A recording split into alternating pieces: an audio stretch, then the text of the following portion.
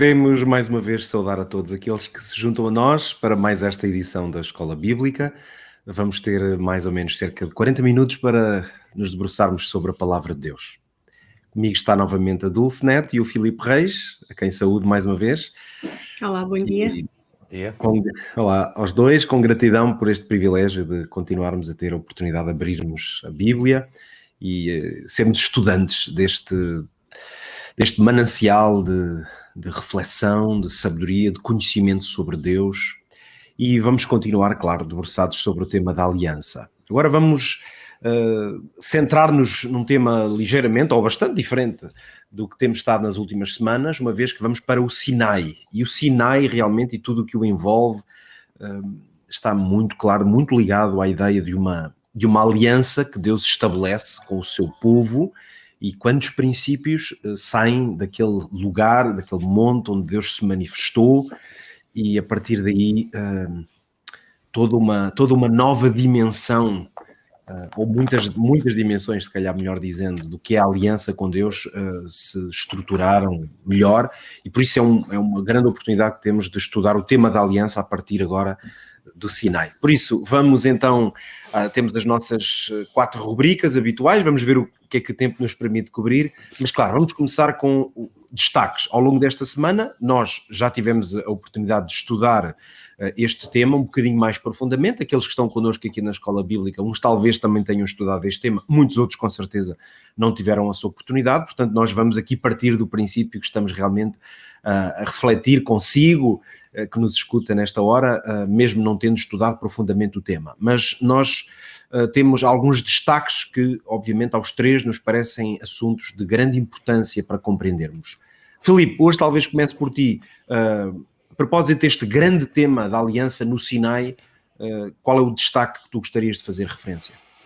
Ok, esta terá sido talvez a primeira lição destas 6 que já estão para trás mais esta semana. Já estamos a meio, não é, do estudo deste trimestre.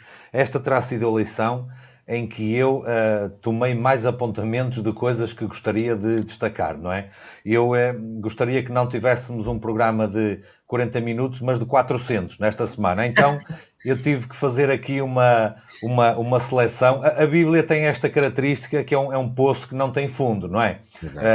Tiramos água e continuamos a ter muita mais para tirar. Mas, bom, tentei sintetizar e dividir aqui um bocadinho as minhas ideias e tentar focar-me naquilo que poderia ser um acrescento àquilo que foi a leitura e o estudo durante a semana. Aquilo que eu gostaria de destacar é esta ideia do parente próximo para remir ou para redimir. Porquê? É um assunto que eu já dediquei algum tempo anteriormente e agora neste contexto aqui reparei que de facto, no contexto da aliança, faz todo sentido. Então vou tentar resumir os apontamentos e as ideias que eu tenho aqui. Isto é algo que neste tempo, estamos a falar no Sinai, já estamos a falar no tempo de Moisés, não é? Anteriormente tivemos Adão, Noé e Abraão, que nos centrou aqui o estudo durante algum tempo, e agora já avançamos na história para o tempo de Moisés, do Êxodo para a frente, não é? E, portanto, esta ideia de um parente próximo para remir, nós conseguimos perceber o princípio na questão, por exemplo, do casamento, não é?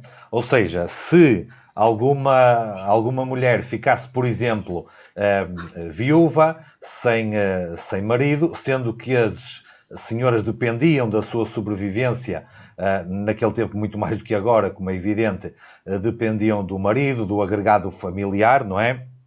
Dentro numa organização patriarcal da sociedade, se ela ficasse sem marido, seria um parente próximo que teria esse direito de assumir como esposa, não é? Aquele que fosse mais próximo e que estivesse na linha, vamos dizer assim, para o fazer, que iria, portanto, como disse, tomá-la como esposa. Um caso muito clássico, muito conhecido, isso é a história de Ruth, não é? Aliás, Ruth, com a sua cunhada e com a sua sogra, ficaram nesta situação e regressaram à sua terra, para resumir uma história longa mas fascinante, justamente com uma das ideias, um dos sentidos, era encontrar alguém que as remisse. E em Ruth, no capítulo 2 e no versículo 20, a Noemi, portanto a sogra, diz isto a Ruth. Este homem, portanto, falando de alguém que tinham encontrado, é o nosso parente chegado, é um dentre os nossos remidores. O que é que isto tem a ver com o caso? Tem a ver com que, quando chegaram junto dele, que era Boaz, Boaz informou Ruth que havia ainda alguém que era mais próximo, que tinha mais direito de fazer essa remissão do que ele. Depois, o episódio desenvolve-se e Boaz acaba por casar com Ruth por renúncia daquele que era o primeiro que tinha direito a remi-la. Ora, esta ação, esta obra de redenção e de remissão que Boaz faz para com Ruth é um paralelo temporal daquela obra de remissão eterna que Cristo faz para com todos nós, não é? No âmbito da aliança que ele tem para connosco. A humanidade está perdida, está viúva, está escrava, está o termo que quisermos usar e precisa de um remidor. Agora, o que é fascinante aqui é o quê?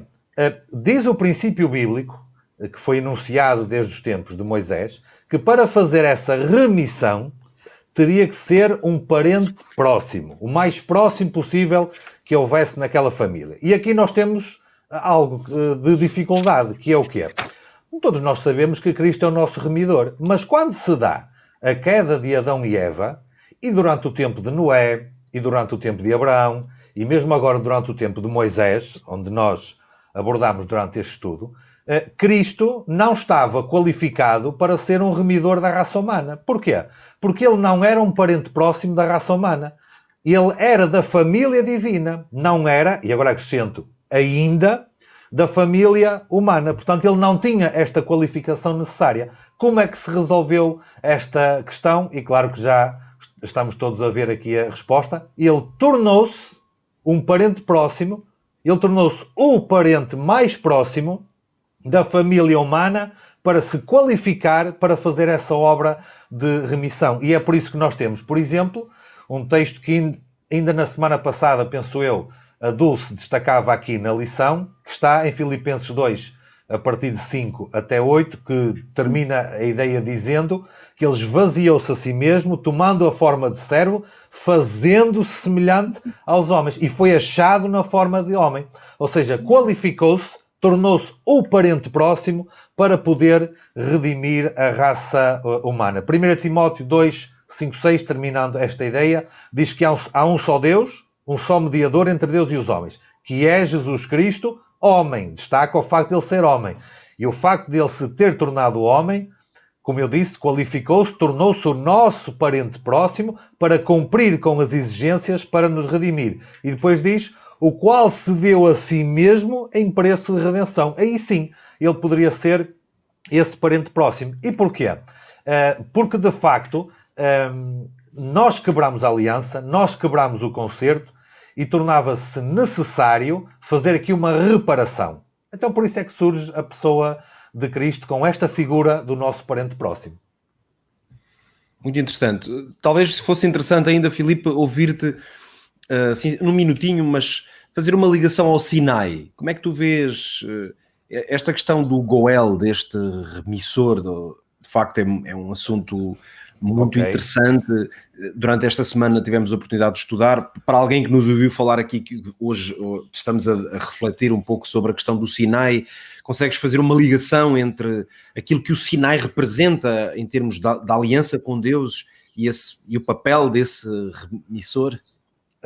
Muito simples, e já estou aqui a olhar para os meus apontamentos, porque se calhar vou comentar algo que eu estava à espera de comentar um pouco mais à frente, mas já que foi feita já que foi feita a questão para nos localizarmos aqui, eu diria o seguinte: quando é feita uma aliança com Abraão, são feitos os termos de um contrato, não é? De um acordo. Exatamente como tinha acontecido com Noé, também havia um acordo com Noé, e com Adão. Mas com Abraão de uma forma concreta. Não por acaso, o autor desta lição ocupa várias lições com a história de Abraão. No tempo de Adão, lá no Éden, tinha sido dada uma penalização para a quebra de contrato, que era o quê? Se comeres, morrerás. No dia em que dela comeres, morrerás. Portanto, havia ali uma penalização para a quebra do acordo que havia. Agora, isso era a lei que existia, mas não havia nenhuma provisão para resolver o problema no caso de haver uma quebra. Com Abraão há um conserto, mas não há diretamente ali uma provisão para resolver o problema no caso da quebra de contrato. Ou seja, quando é que isso aparece de uma forma muito vincada? No Sinai. Porquê? Porque no Sinai é apresentado o ritual do santuário. E nós podemos ver, por exemplo, em Salmos 73, e bastante conhecido este versículo, sim, mas eu vou destacar um outro logo a seguir. Salmos 73, 13 diz: o teu caminho, ó Deus, está no santuário. E depois elabora ali algumas ideias à volta do facto do caminho do Senhor estar no santuário. E no versículo 15, uma das ideias é: com o teu braço remiste o teu povo. Portanto, o caminho do Senhor está no santuário, e uma das ideias associadas ao santuário é que com o teu braço remiste o teu povo. O santuário apresenta a provisão para resolver a quebra de contrato que nós tivemos, que é o quê?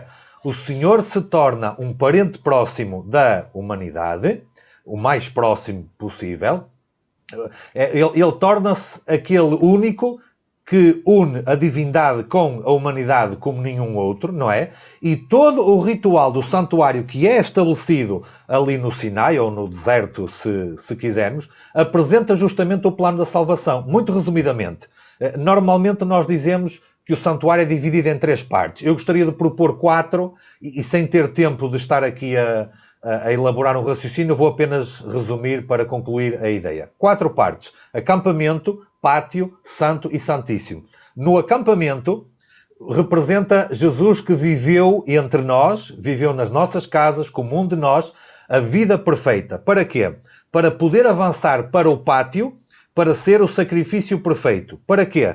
Para poder avançar para o santo, lugar santo, dentro da tenda do tabernáculo, para ser o intercessor perfeito. Para quê? Para poder depois avançar para o lugar santíssimo, para ser o juiz perfeito. Ora, em 2 minutos não consigo resumir de outra forma melhor o plano da salvação, que foi através da simbologia do santuário dada no Sinai, no deserto, revelada de uma forma tão clara, que até ao dia de hoje, toda esta questão à volta do santuário, a sua doutrina, os seus princípios, a sua teologia, é uma das bases fundamentais daquilo que é as crenças fundamentais e a doutrina da Igreja Adventista do Sétimo Dia. Muito bem, muito interessante. Nós não tínhamos, obviamente, combinado, que temos aqui uma conversa genuína, mas eu tinha a certeza que era interessante ir buscar aí essas dimensões. Vamos só rever aquilo que disseste aqui, porque eu acho que é interessante e vale a pena, para quem está connosco na Escola Bíblica, fixar a vida perfeita no acampamento. Quando viveu nos seus 30 anos de vida, desde que nasceu até ao seu... vida perfeita de Cristo. Sim. O sacrifício perfeito de Cristo no pátio. Exatamente, certo? Que representa a sua morte na cruz do Calvário. Isso mesmo, sacrifício perfeito. E depois no lugar santíssimo? Depois da sua morte tem a sua ressurreição, ele ascende aos céus, não é? E, portanto, a intercessão perfeita. A intercessão perfeita por cada um de nós. E depois, quando ele termina esse trabalho de intercessão perfeita, avança para o último compartimento do santuário. E é o juiz perfeito. Que é o juiz perfeito. E já agora, também acrescentando ainda mais, ainda bem que destacaste para repetirmos aqui, depois de ele terminar esse trabalho, o que é que ele faz? Ele regressa ao acampamento para vir buscar a sua igreja. O que o torna, para a conclusão definitiva desse trabalho de salvação, prefigurado no santuário terrestre, que foi dado no Sinai quando o povo saiu do Egito e chegou ao deserto. Muito interessante. Penso que ficou aqui uma ideia-chave forte também para quem nos está a ver.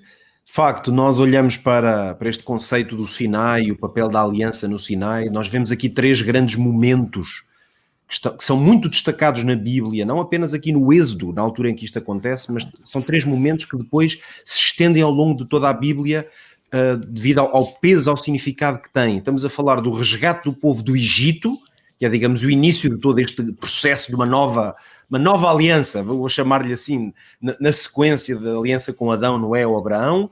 Portanto, o resgate do povo do Egito, a parte de Deus, depois a manifestação no Sinai, os mandamentos, os 10 mandamentos que são concedidos como realmente um vínculo desta aliança, e depois, claro, o santuário, que já foi aqui situado. São realmente 3 momentos que estão muito próximos até em termos de tempo, mas que são chave.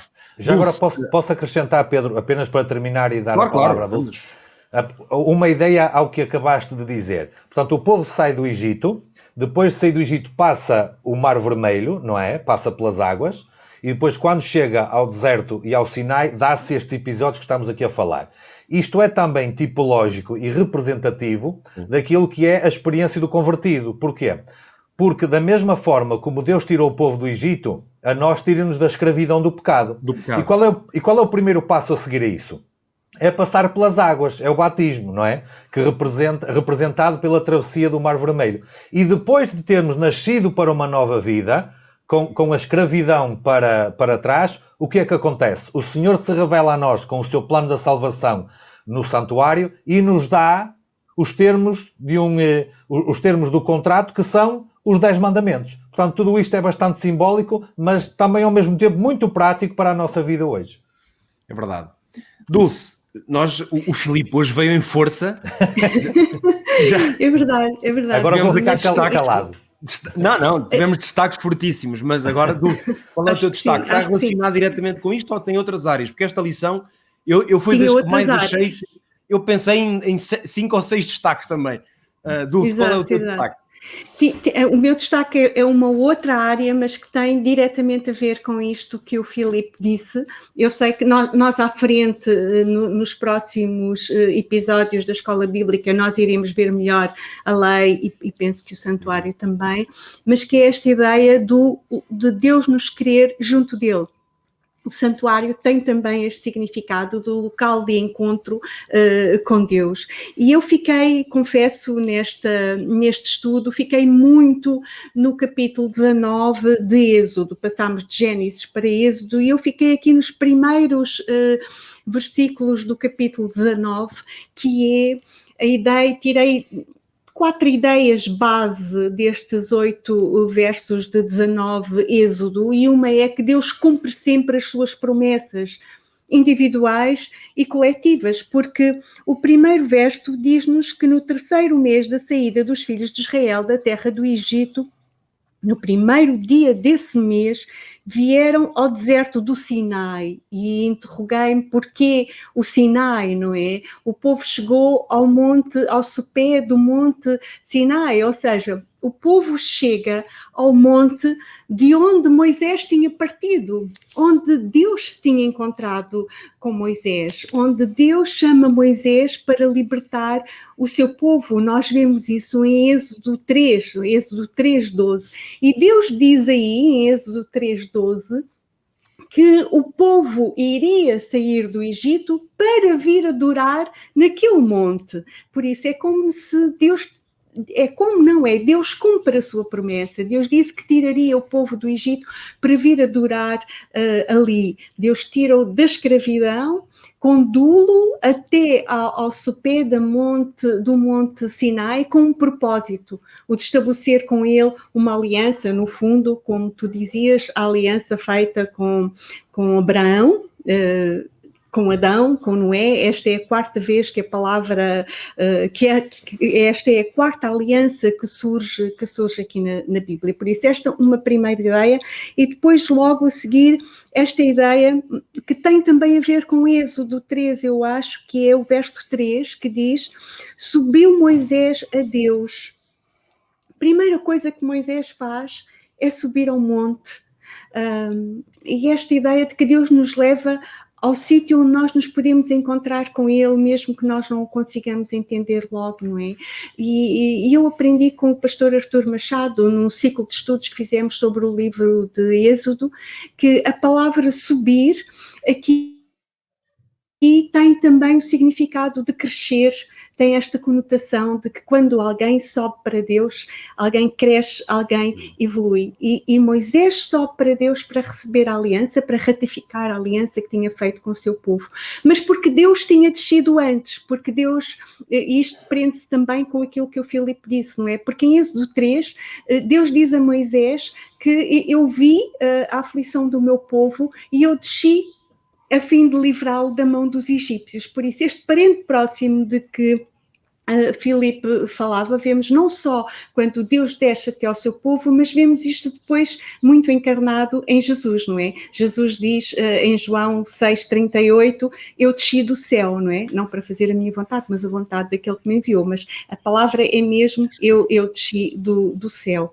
E depois uma terceira ideia, também aqui nestes versos, nestes 8 versos, que é de que com Deus há sempre passado, presente e futuro, e em todos esses momentos o seu propósito é sempre o mesmo, é levar-nos para perto dele. Se não reparem, o verso 4, que é um verso, eu acho lindíssimo, em que Deus diz, vocês viram o que eu fiz aos egípcios, não é? Passado, tendes visto o que eu fiz aos egípcios, como vos levei sobre asas de águia, uma expressão lindíssima, e depois a seguir diz, para onde? Para mim, e vos cheguei a mim.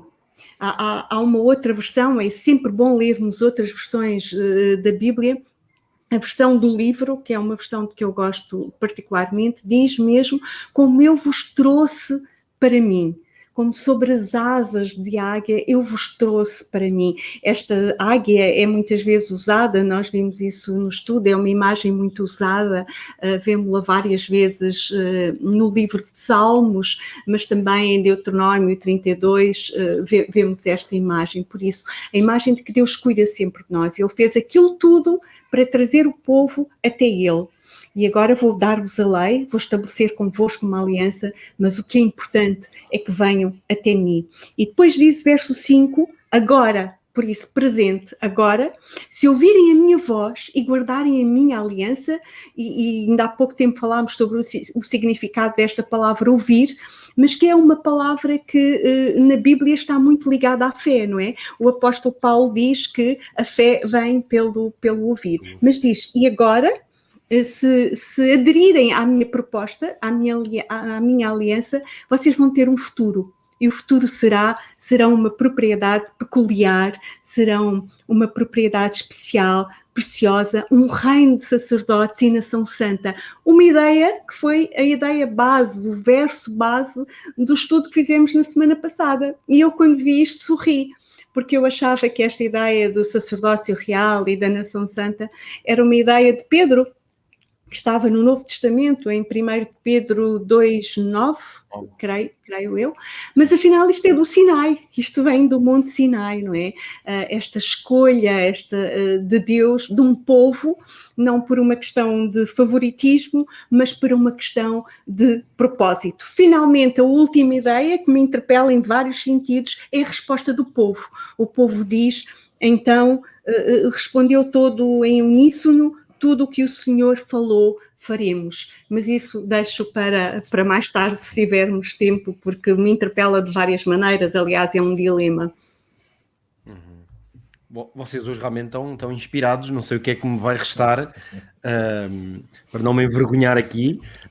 Muito interessante esse pensamento, realmente, essa ideia de passado, presente e futuro, a maneira como ela está expressa, não é, nos próprios termos do texto, uma ideia muito, muito forte que eu penso que também terá sido uma bênção para todos os que puderam ouvir. E neste caso, vou só dar aqui uma ênfase muito curta, neste caso aproveitando até uma das notas que a Dulce aqui deixou sobre esta ideia de Deus descer. Tentando focar-me aqui na aliança, uma das coisas que é muito interessante e impressionante no conceito de aliança, tal como a Bíblia o explora, e claro que toda a história aqui do êxodo, da libertação do povo e estes termos de uma nova relação que Deus quer estabelecer com o povo, para mim tem uma dimensão muito interessante, que é o facto de a aliança e a parceria com Deus ser possível, apesar da enorme separação que existe entre Deus e os seres humanos. O fosso entre nós e Deus é gigantesco. Isso não há dúvida, a própria Bíblia o diz, não é? O pecado, e claro, e o tempo, porque o tempo vai jogando contra nós, não é?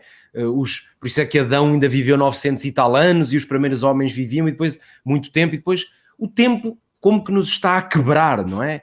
E parece que quanto mais tempo passa, em certo sentido, parece que maior é a separação que nós temos de Deus, e em certo sentido fica quase difícil de ver como é que é possível nós ainda conseguirmos ter uma relação que nos parece pessoal com Deus, mesmo à escala humana.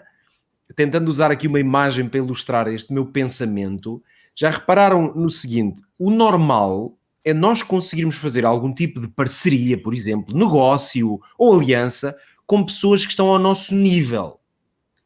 Por exemplo, eu não pode passar-me na minha cabeça de nenhuma forma algum dia ter uma espécie de parceria de negócio ou uma sociedade, por exemplo, com um senhor chamado Jeff Bezos, que nós conhecemos, que é o homem mais rico do mundo, não é?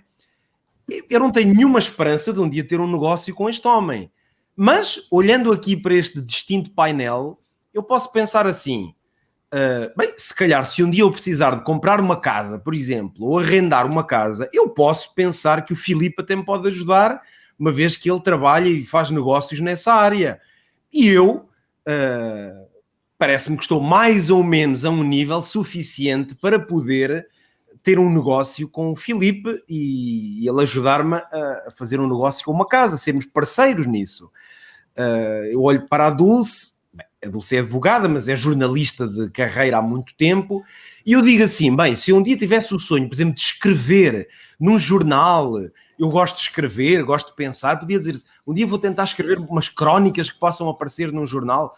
Talvez eu pudesse ter a ilusão, podia ser uma ilusão, mas a Dulce talvez me parecesse uma pessoa a quem eu pudesse abordar para tentar mediar aqui um negócio de eu poder escrever num jornal. Agora, eu não vou pensar que um dia me vou encontrar, eu sei lá, com o diretor da CNN, não é? Ou uma cadeia mundial. Eu digo assim, essas pessoas não estão no nível que eu possa negociar com elas. Ou seja, mesmo à escala humana, há negócios e parcerias que se podem fazer e há outros que não se podem fazer. E então eu olho para isto e vejo um povo escravizado durante muitos séculos, também escravizado muito em consequência das suas escolhas, naturalmente, e de um afastamento até do plano de Deus, não é? Que vinha desde Abraão, e isto eram tudo descendentes de Abraão. A separação entre Deus é gigantesca, e essa separação, como é que se vai resolver? Como é que Deus os vai chamar, libertar, restaurar, dar um plano de salvação? Tudo o que já vimos aqui. Isto está tudo baseado, a aliança está assente num grande pilar, que é Deus desce a um nível que torna possível uma ligação que de outra maneira era totalmente impossível. Por isso é que a Dulce, para irmos à Bíblia, a Dulce já disse, já citou o texto, que está no início mesmo do Êxodo, não é? Deus pensou de si para livrá-los, não é? Mesmo em Êxodo 19, que é no contexto mesmo antes do Senhor se manifestar no Sinai, deixa-me ler aqui os versículos 10 e 11, desde 19, dizem o seguinte: disse também o Senhor a Moisés, vai ao povo, santifica-os hoje e amanhã lavem eles as suas vestes. Lá está, há uma separação enorme. Deus não pode aparecer no meio deste povo, mas diz, santifiquem-se, preparem-se, lavem-se, estejam prontos para o terceiro dia, diz o Senhor. E depois então vem, ao terceiro dia, o versículo 11, o Senhor descerá diante dos olhos de todo o povo sobre o monte Sinai. Eu acho isto maravilhoso, porque nós até podemos ter ideia que no monte Sinai, como é lá em cima, o Deus que brilha, aquele fogo que se vê, mesmo assim pode parecer um Deus distante, mas na verdade não é. Aquilo já é uma proximidade incrível. Porque na verdade aquele povo não merecia nem que Deus sequer se dignasse a olhar. E eu quando digo isto daquele povo, digo sinceramente, digo de mim. Isto não é para menosprezar o povo de Israel. Digo de mim, o que é que eu tenho, o que é que eu não mereço nada. Eu olho às vezes até para a minha história de vida e eu que tenho uma percepção tão clara de uma vocação que Deus me deu. Eu era um miúdo de 17 anos quando Deus me apareceu. Para mim é isto, não tenho meias palavras com isto. Eu estava no meu quarto de madrugada e não conseguia dormir porque Deus me apareceu no meu quarto. Numa aldeia ali de Coimbra. Para mim hoje esse ainda é um momento central da minha vida, da minha história. Para mim aquilo foi um Monte Sinai. Aconteceu no meu quarto. Eu às vezes, quando volto à casa dos meus pais, entro naquele quarto e acreditem que de vez em quando ainda paro ali a olhar e digo, foi aqui que Deus me apareceu. E Deus mudou totalmente a trajetória da minha vida. Eu era um miúdo com 17 anos, o que é que eu tinha para que Deus me aparecesse? Mas Deus apareceu-me, falou comigo. Eu não vi, mas apareceu-me. Foi tão real como se eu tivesse visto. Tanto que eu, quando me levantei no dia a seguir, era outra pessoa. Por isso foi tão real quanto isso. Essa, aliás, é a razão pela qual eu estou aqui hoje. Foi por causa desse dia, porque Deus me apareceu. Para mim, esse dia e aquele quarto foi um Monte Sinai. Deus apareceu, mas Deus desceu, porque eu tinha uma vida naquele momento e eu não estava capaz de tomar decisões e de dar este rumo à minha vida, só que Deus apareceu-me e chamou-me para uma aliança. Por isso eu estou a tentar que aqueles que me estão a ouvir aqui possam identificar-se mais. Eu vejo no Sinai a acontecer o mesmo que aqui, e Deus chamou-me a uma vida de obediência, a uma vida de vocação, e portanto, Deus desce para nós. Este é o ponto que eu queria realçar aqui com grande força. Se me permites, nesta ideia do que estavas a referir há pouco, do povo escravizado e da aliança que Deus propõe, a aliança que Deus propõe é uma aliança da graça, não é? Aquele povo que viveu durante tanto tempo entre os egípcios, cuja religião, o autor do Manual do Estudo diz-nos isso, que a religião do Egito ensinava que a salvação era comprada pelas obras das mãos humanas, não é? Israel tinha perdido de vista quem Deus verdadeiramente era. Eles acreditavam que a sua obediência a Deus era a sua salvação e que a redenção salvava do seu próprio mérito e não da sua relação pessoal com Deus. Por isso Deus desce, Moisés sobe ao monte e Deus começa, aliás, por lhes dizer: eu sou Jeová. Eu libertei-vos. Deus começa sempre por nos libertar. E Deus liberta-os da escravidão como Deus nos liberta a nós de vários tipos de escravidões, para que nós, de facto, o possamos adorar e possamos fazer parte da aliança, não é? Sem dúvida. Nós subimos um pouco porque Deus desceu, não é? Mas esses dois movimentos, há um momento que confluem, não é? E isso é bonito, é maravilhoso. Já agora acrescento um detalhe que estava aí a ouvir a raciocinar se devia intervir ou não, se encaixaria ou não. Este ritual do santuário que demonstra que Deus de facto desceu na pessoa de Jesus, não é? Veio aqui viver entre nós, estar aqui. Nós conseguimos encontrar os princípios do ritual do santuário e dos diferentes compartimentos, nós conseguimos encontrá-los no Jardim do Éden. Assim que houve a queda, o que nós temos ali foi Deus à procura do homem, tal e qual como o testemunho que estavas a dizer, que Deus desceu, não é?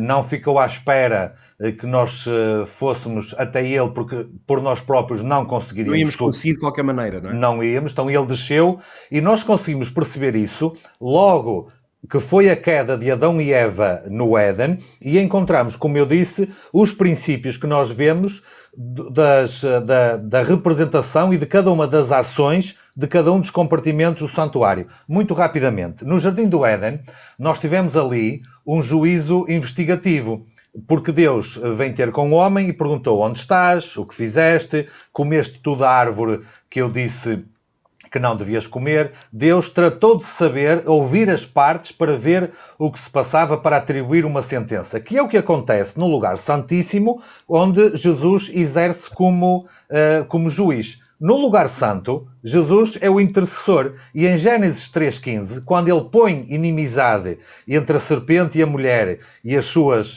respectivas descendências, ele está-se a colocar numa posição de intercessor do homem para fazer pelo homem, junto do Pai e contra o inimigo, aquilo que o homem não conseguiria por si mesmo. No acampamento, fora do recinto do santuário, nós temos Deus, na pessoa de Jesus, que viveu entre os homens. Pois no Jardim do Éden, na viração do dia, ali vinha Deus conversar com o homem também, a entreter convívio com o homem. E deixei para o fim aqui a questão do pátio. Porquê? Porque onde é que nós temos o pátio? Onde é que nós temos o sacrifício de Jesus no Jardim do Éden? Gênesis 3, 21 diz: E fez o Senhor Deus a Adão e à sua mulher túnicas de peles e os vestiu. Túnicas de peles. Ora, o versículo não diz qual foi o animal que foi sacrificado para fazer esta vestimenta, esta roupagem de peles. Mas tendo em conta tudo aquilo que eram os rituais do Antigo Testamento que apontavam para a pessoa de Jesus, não é difícil para nós perceber que certamente terá sido um cordeiro, ou até mais do que um, que foram sacrificados ali quando pela primeira vez uma vida se perdeu. E quando pela primeira vez uma vida se perde, é a vida de um cordeiro que aponta para o Cordeiro de Deus que viria mais tarde, no pátio, que é o Gólgota, que é a cruz, como é evidente, morrer para quê? Para cobrir os pecados do homem. E o cobrir, esta vestimenta que Adão e Eva receberam, o cobrir, não foi colocar esta roupa por cima da vestimenta de folhas de figueira. Foi arrancar a vestimenta de folhas de figueira, tirar fora, deitar para o lixo, deitar fora, porque não serve para nada, e colocar apenas e só a vestimenta que representa o Cordeiro de Deus que tira o pecado do mundo. Portanto, os princípios do santuário, nós já os vimos lá atrás, imediatamente em ação, assim que o pecado entrou no mundo. Que foi o quê? Foi Deus vir descer para vir à procura de resgatar e redimir o homem. É porque, no fundo, estes princípios, eles revelam, sobretudo, a própria natureza de Deus, não é? O seu caráter. E como Deus é este ser sólido e coerente, consistente sempre com o que Ele é, como diz o apóstolo, não é? Deus não se pode negar a si mesmo. É por isso que é muito fácil na Bíblia encontrarmos paralelismos constantes entre as coisas, porque elas são ações e às vezes os contextos são diferentes, mas manifestam sempre a própria natureza de Deus, não é? E, portanto, Ele vai agir sempre de acordo com esses princípios. Como o nosso tempo está mesmo a chegar ao fim, eu proponho hoje terminarmos da seguinte maneira. Cada um de nós escolheria um versículo, talvez um versículo forte, dos muitos, com certeza, procurámos, até para as nossas várias rubricas, um versículo que pudéssemos hoje recomendar, deixar como um apelo, uma nota forte para aqueles que estão connosco. Um versículo a cada um. Dulce, posso começar por ti? Ok. Eu gostava de terminar com esta ideia da resposta do povo de Israel, em que eles respondem à aliança com o Senhor, não sabendo tudo o que aquilo implicava, dizendo tudo faremos, como o Senhor falou, tudo faremos, não é? Êxodo 19, verso 8. Esta ideia é muito forte e que nos deve fazer pensar que assim como eles falharam, nós também podemos falhar. E isso lembra-me só a resposta que Paulo deu de porque é que eles falharam. Paulo diz que Israel, buscando a lei da justiça, não atingiu essa lei porque não a buscavam pela fé, mas como que pelas obras, e tropeçaram na pedra de tropeço.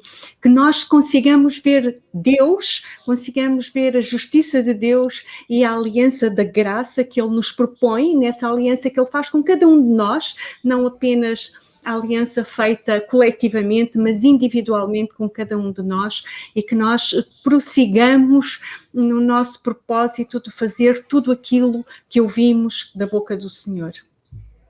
É um grande mote. O que o Senhor diz, isso faremos. Filipe, um texto bíblico e um pensamento para concluir este tema. Vou complementar o que disse a Dulce. A Dulce mencionou há pouco durante uma intervenção, aquele versículo de Êxodo 19:5.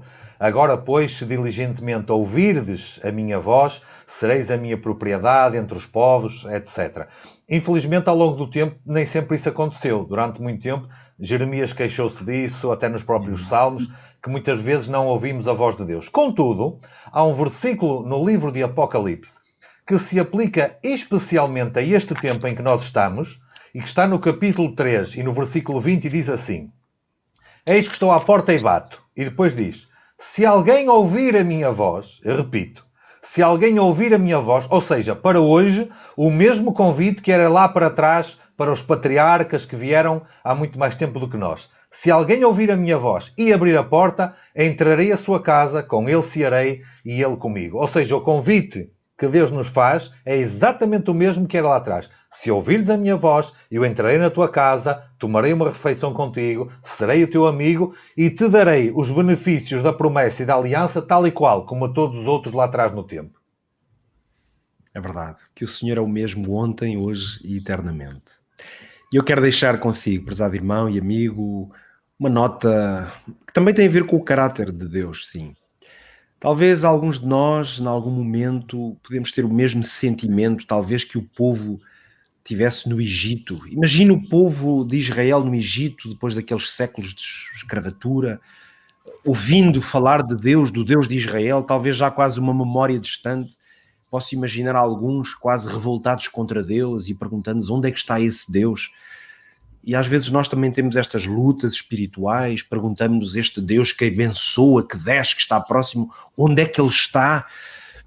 Se porventura alguém se debate com esse mesmo dilema, essa luta interior, eu deixo consigo então o texto do profeta Isaías, capítulo 49. Versículos 14 e 15 dizem o seguinte: Sião quer dizer o povo, o meu povo diz: já me desamparou o Senhor. O meu Senhor esqueceu-se de mim. É o Senhor a colocar as palavras que alguns dentro do povo poderiam dizer. Mas agora vem a resposta. Porventura pode uma mulher esquecer-se tanto do seu filho que cria, que não se compadeça dele, do filho do seu ventre? Difícil, não é? Muito difícil. Mas, ainda que esta se esquecesse dele, contudo, eu não me esquecerei de ti. O Deus da aliança veio ao seu povo, veio trazer resgate, desceu para salvar, resgatou e comprometeu-se novamente com ele e não se esqueceu. Deus também não está esquecido de nenhum de nós. Por isso que Deus conforta o seu coração, se precisar desse conforto, na certeza de que ele está muito perto e vai descer. Que Deus abençoe a todos. E obrigado por nos acompanharem neste estudo. Para a semana cá estaremos, se Deus quiser, para continuarmos a estudar a aliança eterna do Deus que nos ama e que não se esquece de nós. Até lá, se Deus quiser. Até mais. Até para a semana.